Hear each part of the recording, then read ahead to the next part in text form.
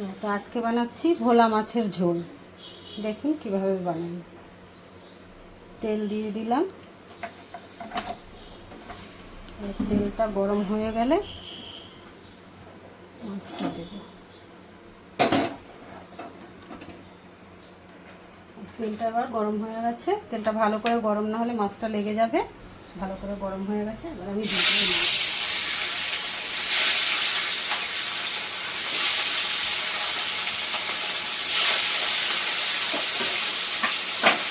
মাছটা ভাজা হয়ে এসেছে।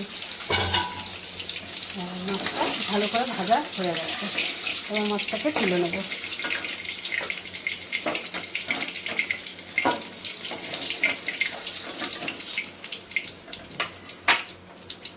একে একে সব মাছগুলো ভাজা হয়ে গেল। এবার আমি ফোড়নে দেবো কালো জিরে। আপনারা চাইলে অন্য কিছু দিতে পারেন, তাহলে আমি কালো জিরে দেবো। এবার দেবো টমেটো কুচি,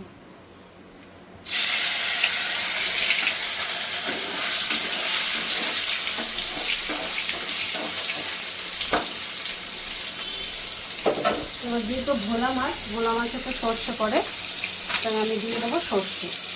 এটাতে আছে কাঁচা লঙ্কা, সর্ষে আর একটু টমেটো বাটা আছে অল্প করে, আর এখানে একটু দিয়ে দিলাম।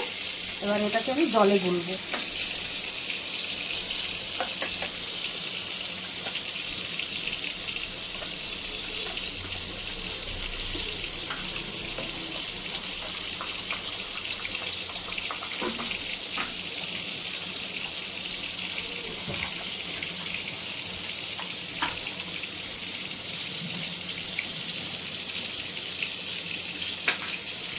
যেহেতু এটা ঝোল, সেই জন্য উপরে জলটা ছেঁকে দিয়ে দেবো।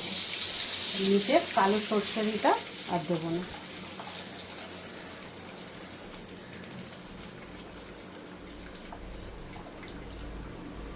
দেখুন নিচে কালো সরষেটা আর দিলাম না, এটাকে ফেলে দিলাম।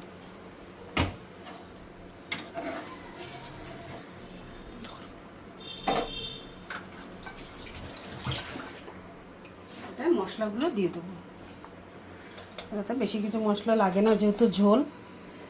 পরিমাণ মতন হলুদ, একটু লাল লঙ্কার গুঁড়ো দেবো, ব্যাস। আর যে যেরকম ঝাল খাবেন সে সেরকম দেবেন।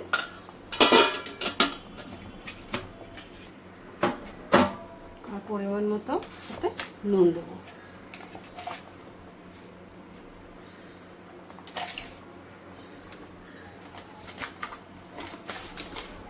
এবার ঝোলটা ফুটে গেলে মাছটা দেবো। ব্যাস, এবার ঝোলটা ফুটে। এবার দেখিনি ঝোলটা ফুটে গেছে। হ্যাঁ, ঝোলটা ভালো মতো ফুটে গেছে।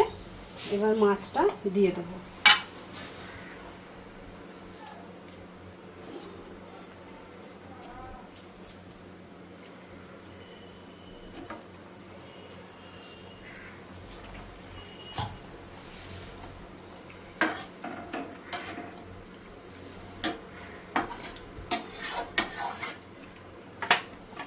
এবার ঢাকা দিয়ে দেবো। 5 মিনিট ফুটে গেলেই আমার মাছের ঝোল রেডি। ঝোলটা হয়ে গেছে কি,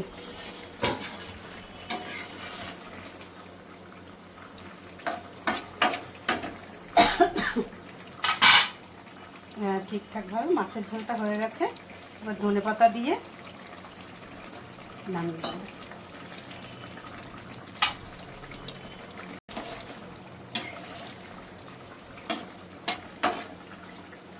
হয়ে গেছে আমার মাছের ঝোল।